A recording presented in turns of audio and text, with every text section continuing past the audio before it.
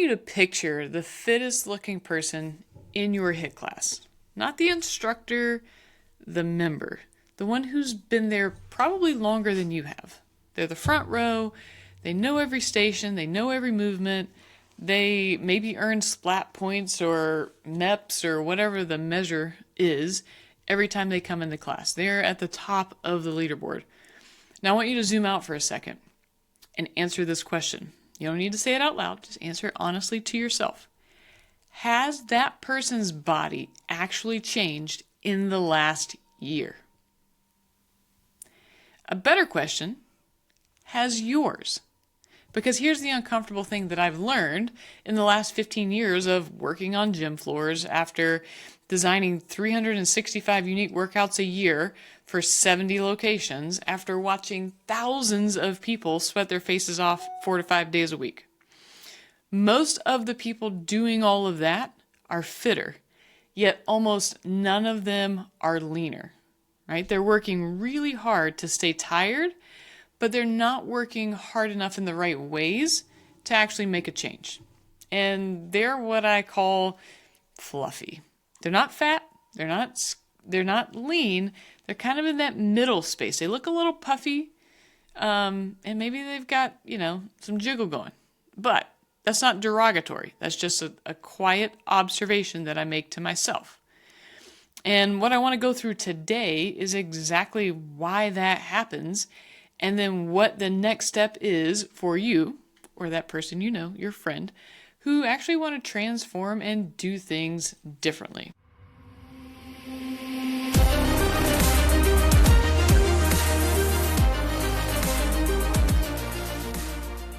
What's up, and welcome back again. I'm always glad you're here with me.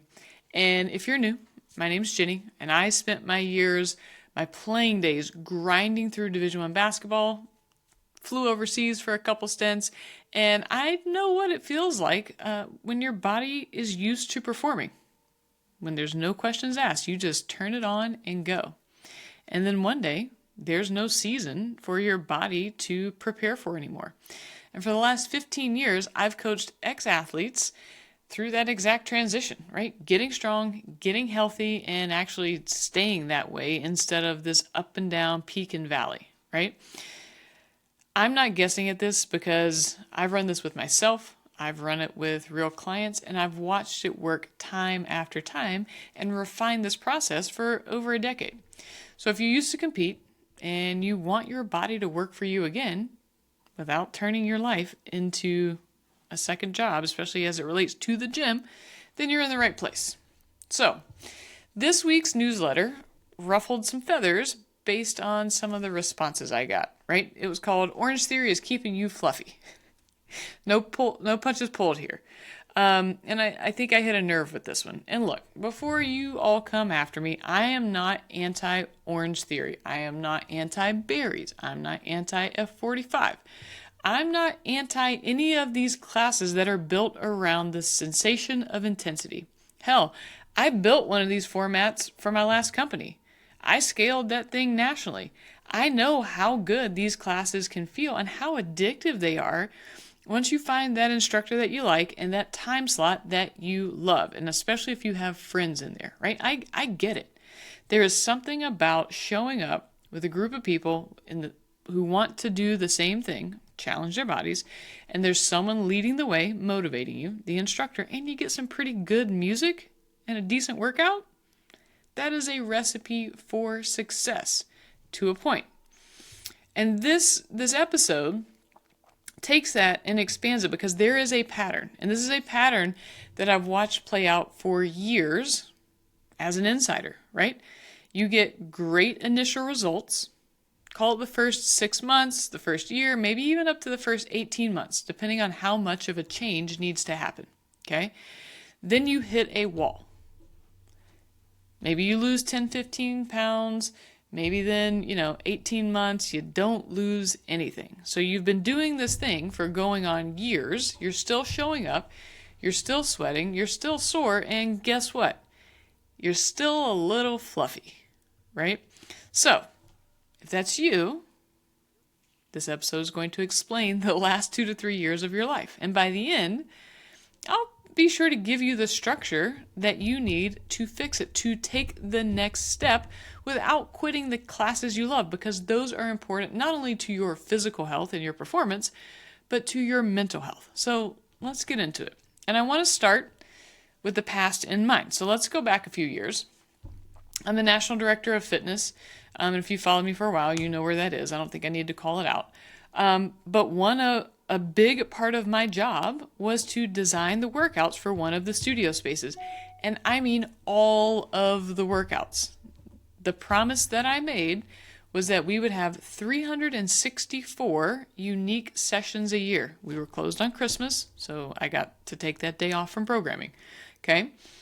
That's one for every single open day of the year, run across 70 locations nationwide.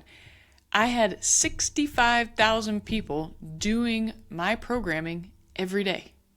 65,000 people. I don't know that anyone else can say that they've had programming that was adhered to at those levels.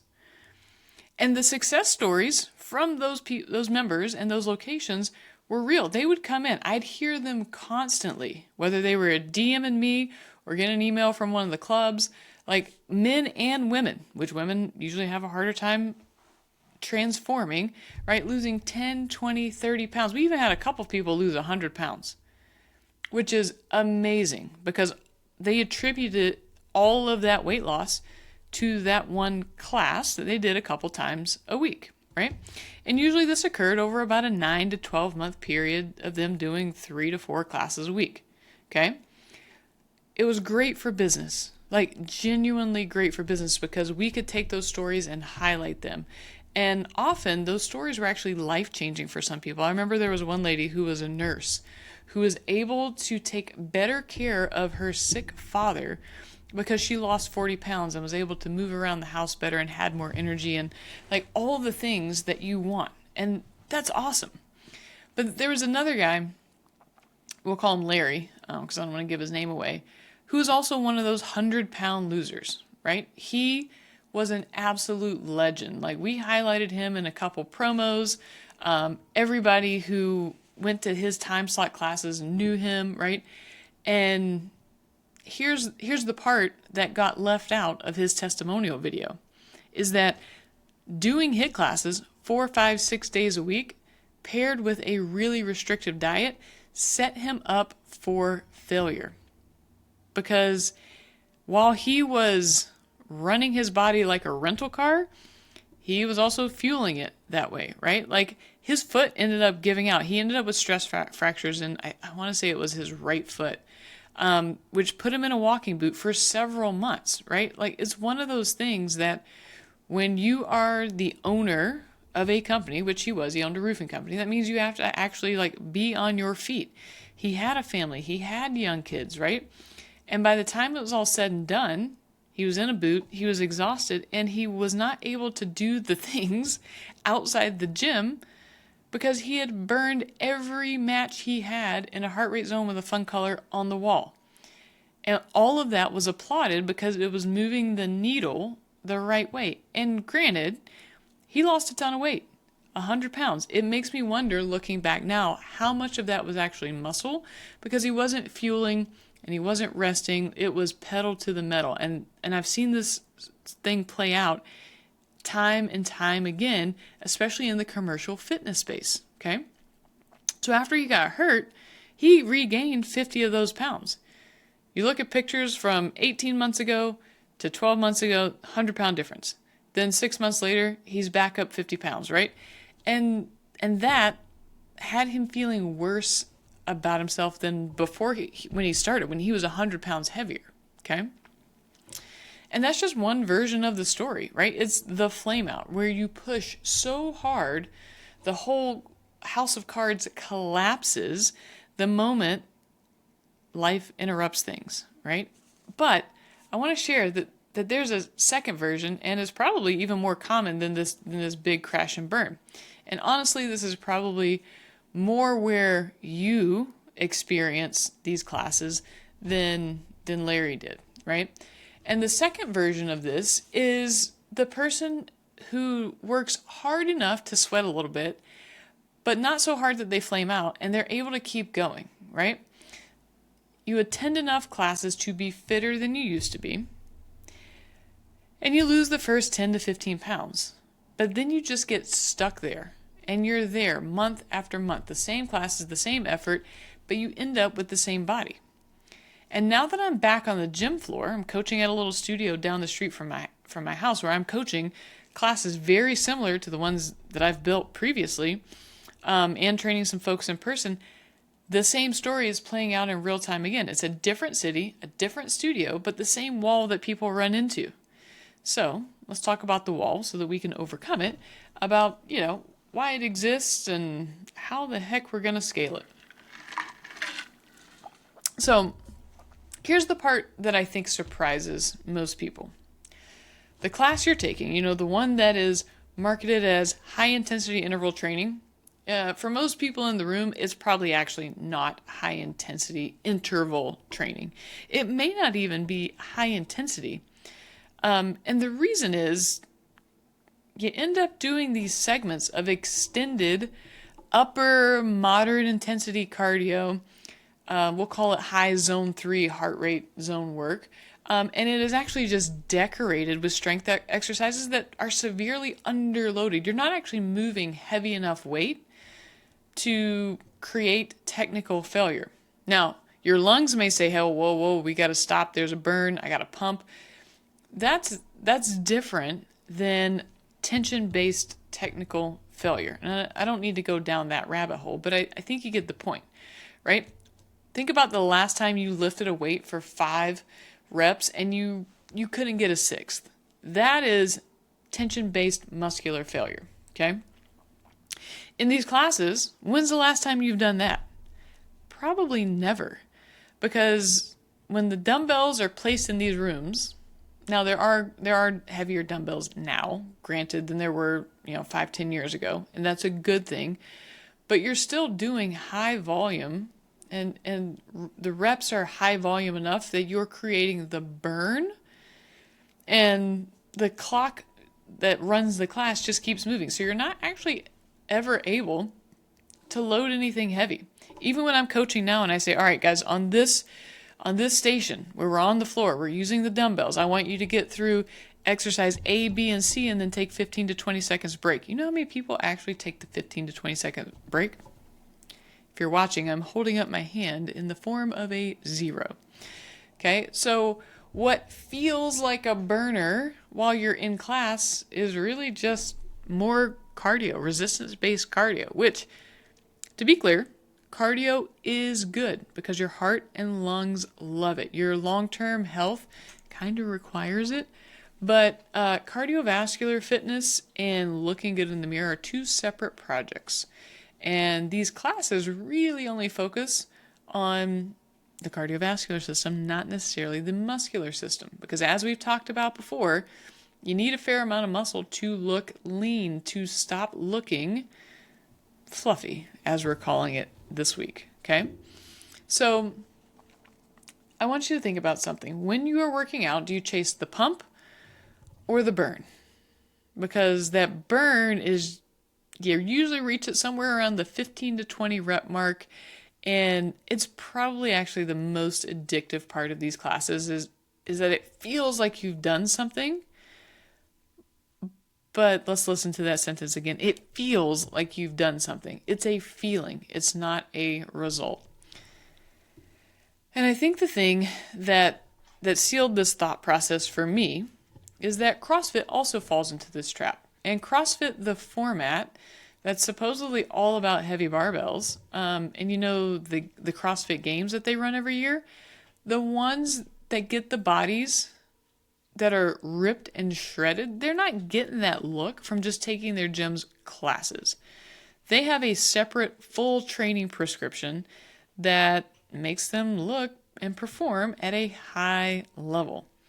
And the folks who are left only taking the classes, well, they're getting the same result, maybe a little bit stronger, that the F45, the Orange Theory, that whole crowd, that's what they get, right? They're getting the same exact thing. Because it's all based on marketing. Marketing the dream and selling you on the idea that you could transform yourself, but little do they tell you that the folks that they bring in to do photo shoots for some of these studios that you're members of, they don't actually do those workouts. They don't. Like, I'll tell you right now, I don't do the HIIT workouts at the gym that I'm coaching at. I do my own, but everybody asks, oh, how'd you get this? Oh, I do HIIT. I kind of have to play the game a little bit, right? Because we're trying to get members into the gym. But the piece that they miss is that the folks who are doing the photo shoots for some of these studios, and Pilates might be the worst criminal for this one, you actually need strength work, like heavy relative strength work and nutrition to fuel the workouts, okay? And again, like I said, CrossFit falls into this for me as well, mostly because I did CrossFit for 6 years, right? I lived this one, and thanks to COVID, I was able to break my addiction, right? But think about it. I did CrossFit for 6 years. That's 6 years of doing Metcons, of chippers, of AMRAPs, of essentially redlining my heart rate with a barbell in my hands, right? And I got results. I got pretty strong. I got kind of lean. But kinda is the key word here, right? There was always this like layer that I would see in the mirror of stuff that never quite left. And what I do believe it was like this low-grade puffiness, inflammation, if you will, that I accepted as a side effect of training really hard. Now, granted, I probably wasn't eating enough either, because when I was doing CrossFit, I was also training full-time on the floor. And so it was just one of those things where achy joints, always kind of feeling beat up, was what I thought felt like at that point in my life. And now that I'm 6 years removed from CrossFit, the part that kind of blows my mind is that I'm 6 years older, actually 12 years older from when I started, and I feel like, actually, I take that back. I don't feel like, I know that my body looks better now. I'm less inflamed, right? I'm less puffy. I'm much more defined. I'm actually heavier than I was when I was doing CrossFit, but it's not because I've gotten fat. It's because I've actually put on about 10 pounds of muscle, okay? And so now the stuff that I really care about, how I move, what I can lift, how I'm feeling, like all of those things are through the roof compared to what I was doing when I was doing CrossFit, right? It's less of a thrashing on my body and a better outcome. And really for me, because I'm still of the performance mindset, better and higher outputs. Okay, so you can go from 6 years of maximum effort got me kind of lean, but then 6 years of going back to the basics of intelligent programming and recovery and nutrition got me the results that type of training promises. And I mean, if you think about it, that equation shouldn't work unless I was doing all along what I was doing all along was never the main driver in the first place, which is exactly this episode. And the thing that I changed, fewer redline sessions. Now, granted, I've ramped up the running in the last 3 to 4 years, but that's a little bit different than hitting a Metcon on an empty stomach every day, right? Like, it's being smarter. It's separating out some of the concurrent work. It's giving myself time to train, hitting some accessory work that supports the muscles around the shoulders, around the hips, around the knees, taking time to actually recover, and then eating enough, right? That's it. That's the whole secret. And so I want to break down each piece of that. But first, let's talk a little bit about what you're going to hear in opposition to the popular science situation, right? And you've probably heard about Dr. Stacy Sims. If you're following women's fitness, like, she's a pretty loud voice in this space, and her whole thing is you shouldn't train women like you would train men, because women are not small men, right? She's an exercise physiologist. She focuses kind of on the endurance training side, so she especially takes offense for those who are saying they are doing HIIT training when they, by science terms, actually are not. And, you know, this is the one thing I do agree with her on, is that Orange Theory and F45, metabolic, like, what happens in those spaces is not actually high intensity work. Now, for some people, it is. But when we look at what high intensity interval training actually is, it's efforts of 80% or more, right, of your maximum heart rate And this is like 1 to 4 minutes, maybe it's 30-second all-out sprints, right? With real recovery between them. And recovery is the whole point. You push hard and recover so that you can match or beat that push on the next interval. And so let's think about your classes for a second. You're doing 45 minutes, your heart rate is probably staying well above the zone 3 and maybe zone 4 to 5, right? The higher colors. So the yellows, oranges, reds, the very angry colors on the color wheel, right? And not really ever coming down unless you are taking a rotation to move to another station. That is not high intensity interval training, right? Because one, you're never really maxing out, but two, you're never really recovering. So you just work really hard for a really long period of time. You're sweaty, you leave the class wrecked, and by definition, you probably actually didn't do any real hit. And so this is kind of that moderate intensity trap. Things that are supposed to be done at a high level aren't able to because you don't recover, and because you don't recover, you never really bring your heart rate back down. And sometimes this can lead to elevated cortisol levels of just doing the same thing at a high intensity for days on end without actually having real recovery. And for some women who are in the perimenopausal phase of life, you're already running relatively higher on cortisol anyway because of outstanding factors, and you end up keeping the fat around your belly. You end up being extra tired and you're not sleeping. So again, you've got a recipe for not feeling so great and not looking so great. And that can be part of what is keeping you stuck at the level that you are, no matter how hard you try to go. And so the way that we look at creating some change is this idea of polarized training, okay? Doing some lower intensity recovery based stuff, walking, mobility, yoga, a few times a week, right? In small doses where you can. Lifting heavy, right? So the higher intensity outputs, throwing in some power training, and then touching the middle section a little bit, right? So when Stacy Sims talks about this, she actually leaves the middle part out. But I do think the middle part is important as long as you're allowing for enough recovery. And we'll talk about what that looks like from a weekly schedule here in just a bit.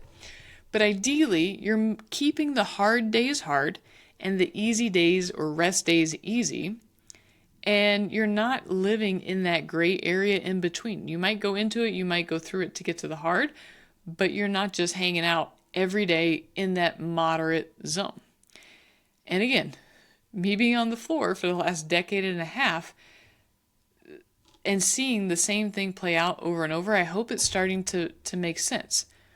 So as we're bashing classes, let's continue on, right? So if classes aren't the driver of changes after a certain point, then what is the driver? Well, there's two that we need to think about.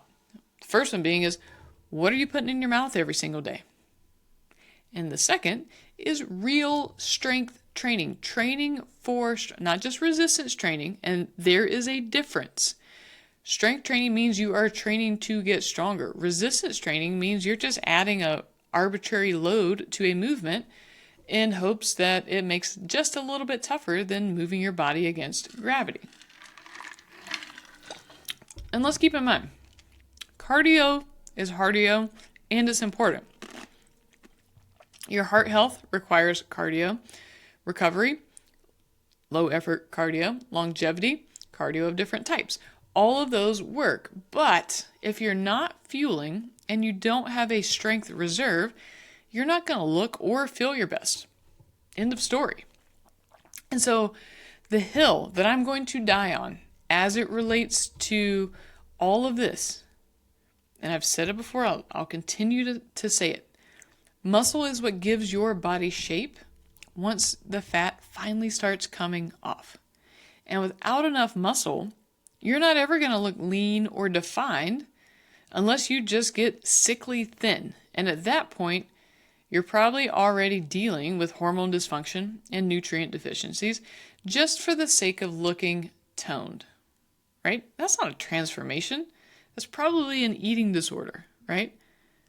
So let's be clear. Let's make sure that you're fueling yourself to look good, not just look thin. So the idea here is build the muscle first. And that becomes the biggest difference between losing weight and changing your body. So when I structure a week, I look at 3 different ways and intensities of training. Okay. So I take it more from a bipolar to a tripolar, a little bit different than Stacy. Okay. Some days are hard on the muscles. That's pole number 1.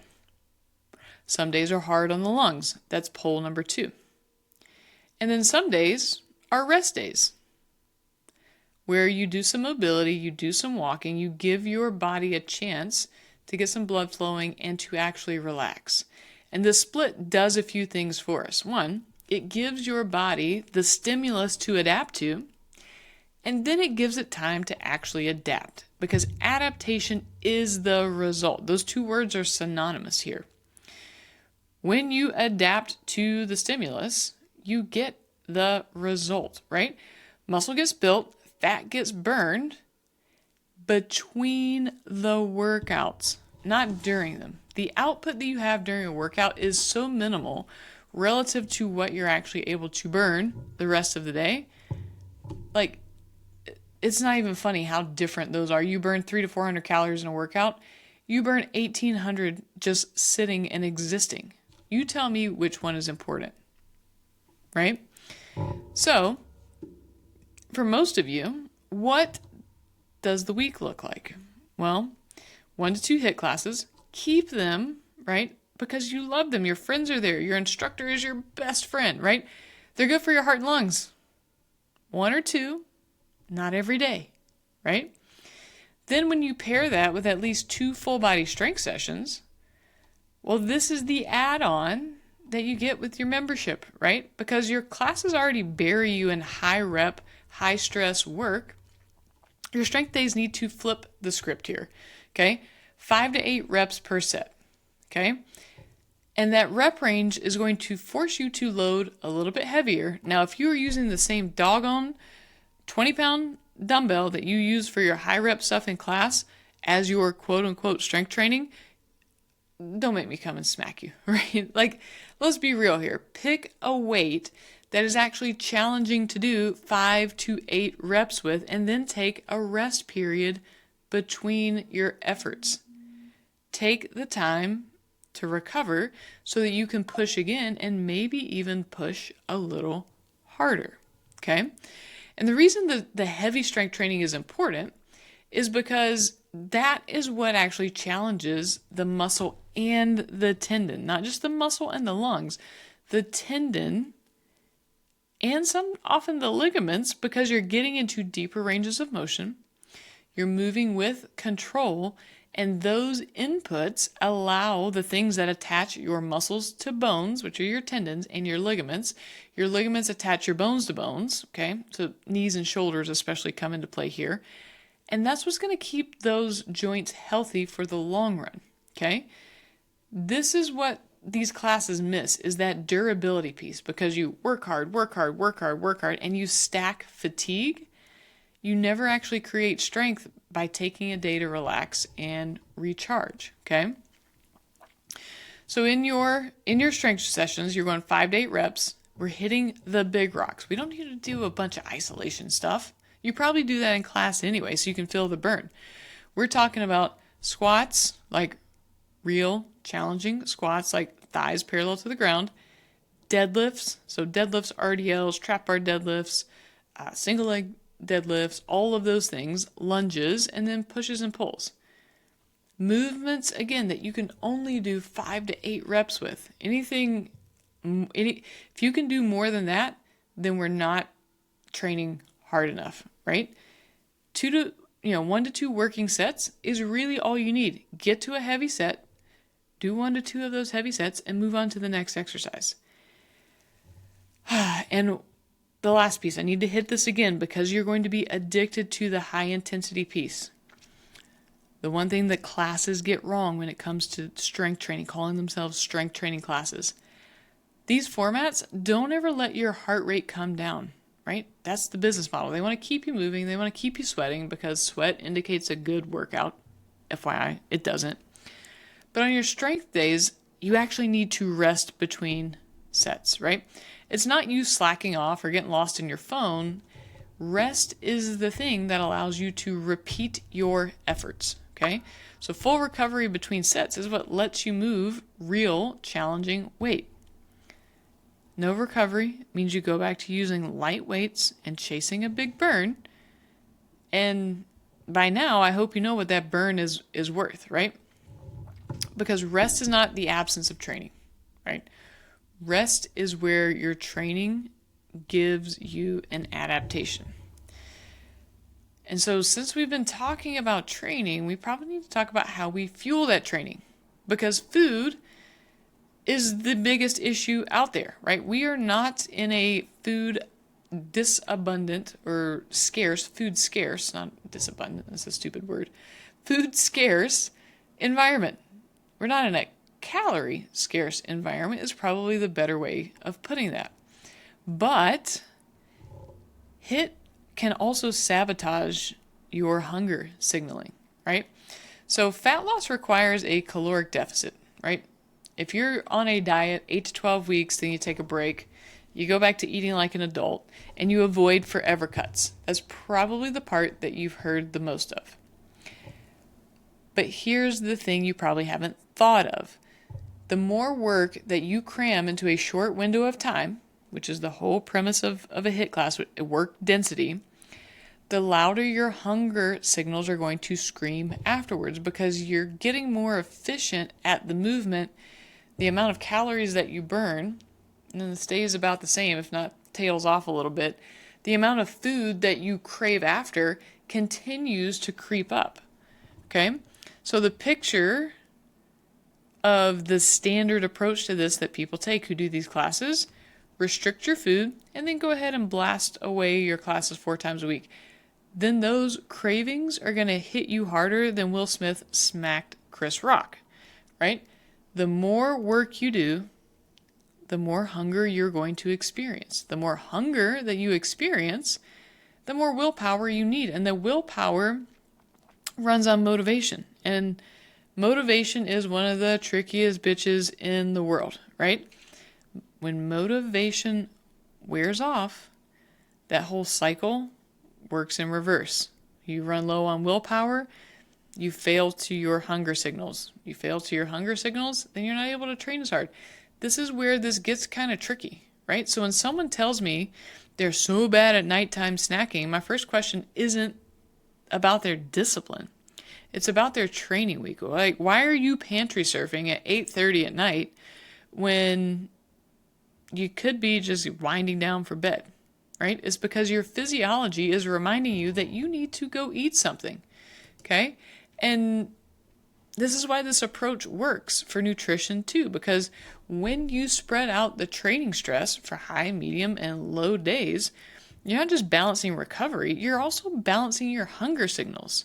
You get fewer cravings, then you have fewer white knuckling of your hunger, and less standing in front of the fridge negotiating with yourself. Like, I do this from time to time on days that I go on really long runs, but most of the time it's because I'm dehydrated, not anything else, okay? So it's not weird that your metabolism can fail you when you're doing all of these HIIT classes because your fight or flight hormones are through the roof. Your cortisol level, which everybody talks about their cortisol level being spiked, it just compounds. It's already spiked because you're hormonal, if you're in perimenopause or you work a stressful job.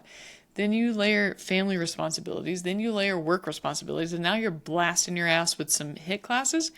Yeah, you're going to be in a weird spot if you're doing too much, too often without enough recovery, okay? So, I know we've been going down this conversation, and these are the things that I've seen, observations that I have experienced firsthand throughout my coaching career. So I'm sure some of you are like, God, I hate you, but I know you're right. But let's answer some questions, because I think there are a few statements that not even statements, a few thoughts that you're going to have running through your head. Okay.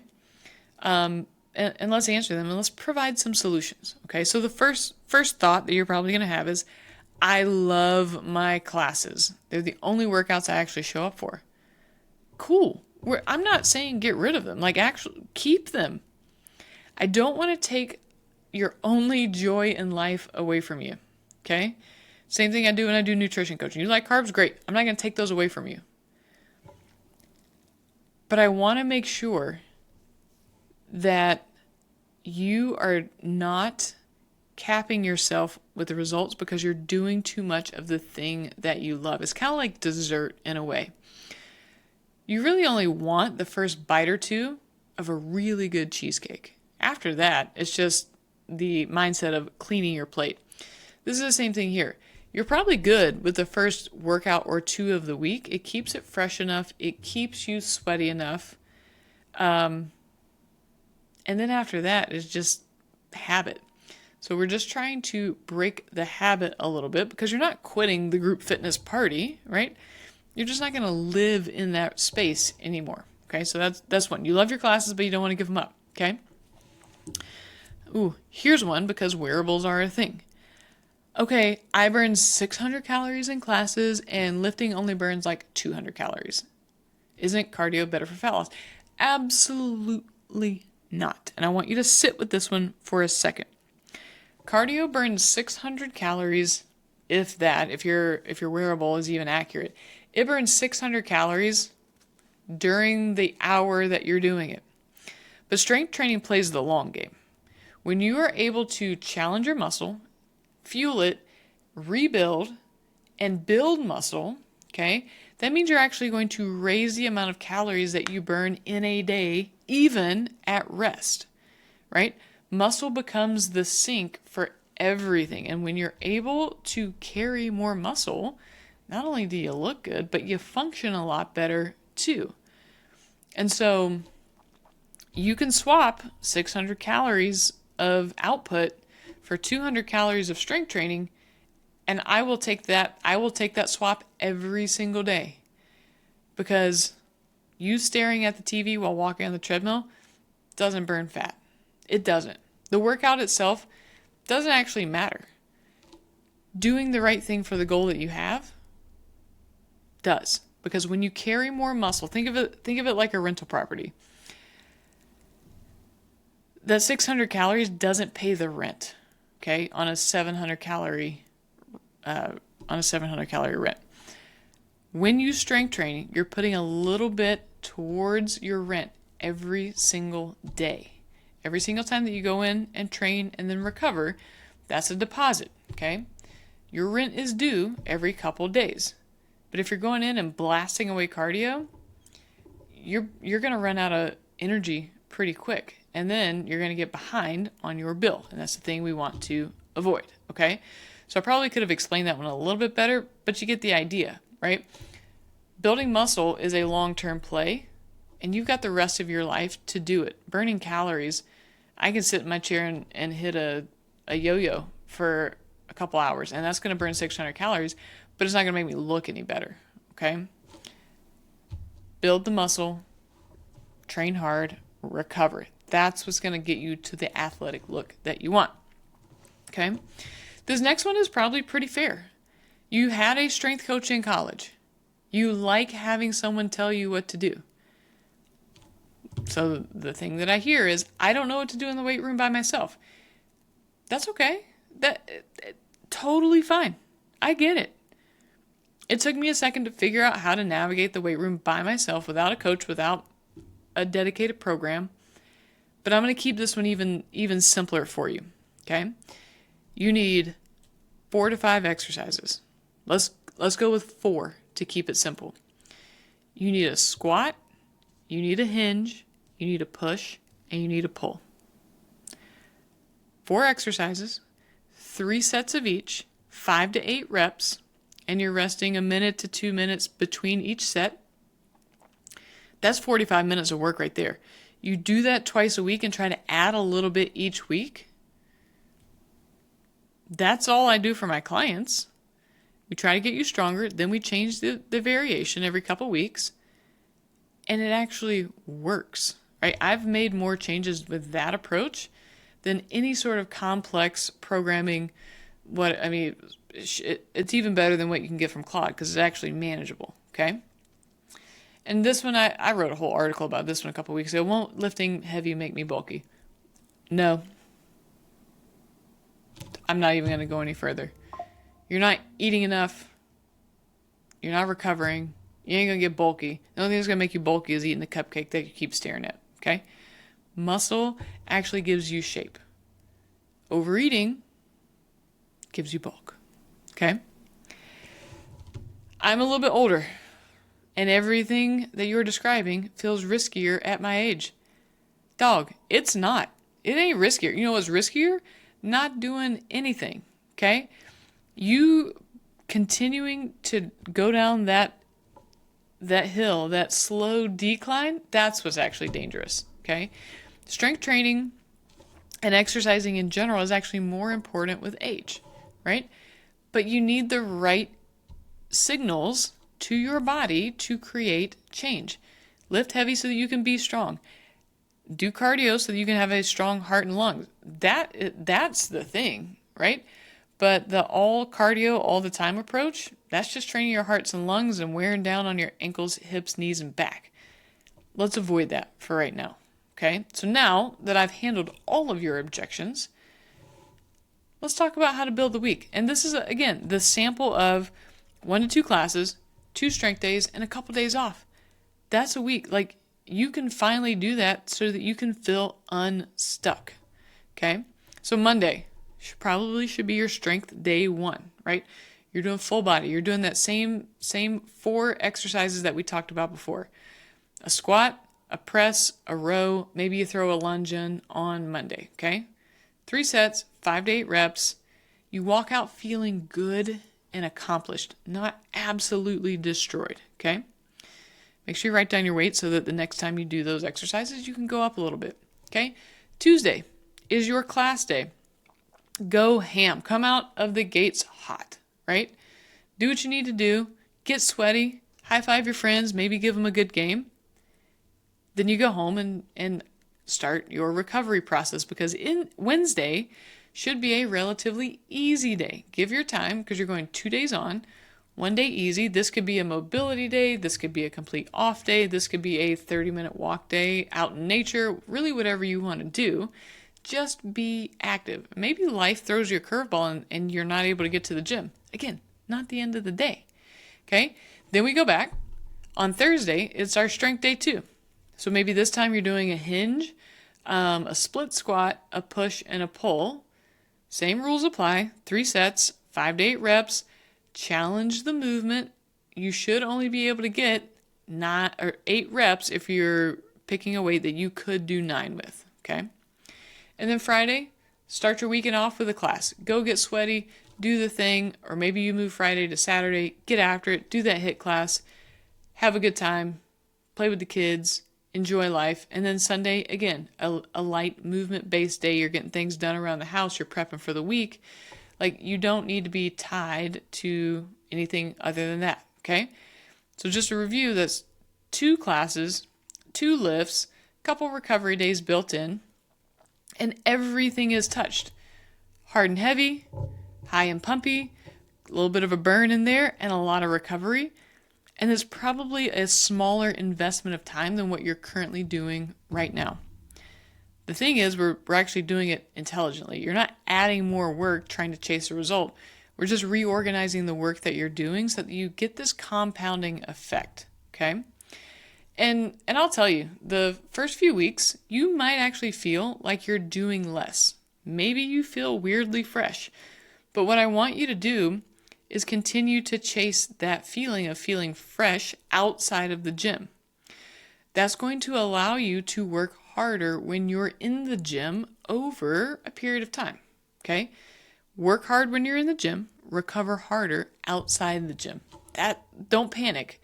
Like, this is where people get thrown off a little bit. So let's land this thing because I've been rambling for a while. Nobody's telling you you need to cancel your membership at the studio down the street, right? What I am telling you is that HIIT is just a tool in your toolbox. I still program incoming chat. a good HIIT for my clients in small doses, like 15 to 20 minutes max. I actually did one today. It was a nice spicy finisher. Okay? So let me be clear. I am not anti-HIIT. What I am is anti-HIIT as the whole plan. Okay? So you get your strength training in. You're eating probably at maintenance calories because you're looking to do a recomposition phase, not a live in a cut forever. You want to build muscle and lose fat, which requires you to eat, especially around your workouts. That's it. There's nothing more to this. So in reality, you don't need to do more. You need to do better. And if you don't believe it from the stories that I've told you about Larry, about the lady who was a nurse, like, take it from my own experience, right? 6 years of my hardest training after sport got me kind of lean, right? But the smarter version is what got me the body that I have now, that I think looks better, moves better, doesn't hurt, and is with less of a grind. That doesn't mean I don't work hard. It just means I'm not beating myself into the ground. And that trade is available for you too. So that wall that you've been stuck at, it's not a willpower problem that's not allowing you to get over or around it. It's a programming problem, right? And programming problems usually have very clean and very clear solutions. So here's your homework for this week. And I truly do want you to do it this time, okay? So if you're showing up to classes 3 or 4 days a week, right? And the scale hasn't moved since April, I need to hear from you, okay? Shoot me a DM on Instagram, reply to the newsletter if you've got that. Shoot me an email. I don't care. I want to know how long you've been stuck, because that number is going to tell me a lot about what to help point you in the right direction with to fix first, okay? I'm not here to get you going. I just want to make sure that you're doing the right stuff. So if this episode has described you a little too accurately, go ahead and hit me with that email. And if it describes one of your friends a little too accurately, send them either this or the written version. And let's see if I can help one or both of you, because you know exactly who needs it, okay? And if you haven't read the full article, go read it. It's in your inbox on Substack. And until next time, train hard, rest harder, and I'll see you next week.